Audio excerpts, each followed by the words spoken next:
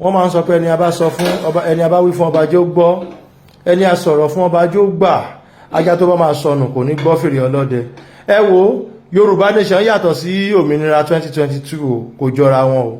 Ẹni tó bá ti wá da rédíò station kan rú, ẹ yẹ kó fèsì wárántì ẹ̀ wá monitor òun o, nítorí pé Yorùbá Nation ò ní ṣe nǹkan kẹ má gbọ́ public announcement lórí ẹ̀. Olóyè Sunday Igboho Òòṣà, bàbá mi ò dẹ̀ rányàn sẹ́nì kankan.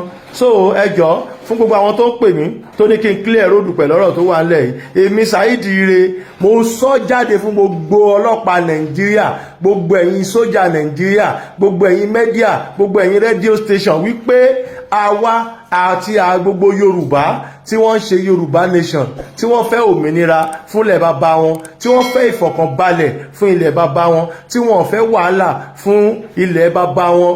Àwa tá à ń ṣe ọ̀rọ̀ Yorùbá Nation, àwa ò kí ń ṣe màdàrú o, jẹ́jẹ́ làwa ara ń ṣe nǹkan tiwa o. Tó bá dẹ̀ ní nǹkan tá a fẹ́ ṣe, kò sí nǹkan tá a fẹ́ ṣe tẹ́ ẹ̀ kí ń mọ̀ sí o, kò dẹ̀ sí nǹkan tí a máa fẹ́ ṣe tí ò ní rinlẹ̀ dòdò.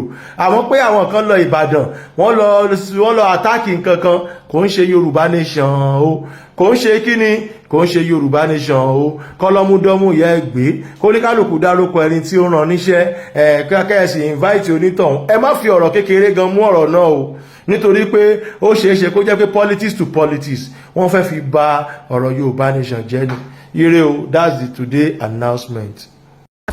This is ODUA TV Watch. Don't forget to subscribe, comment your opinion, like, comment and share so that other people can get access to what you enjoy on our channel. Thank you. We love you.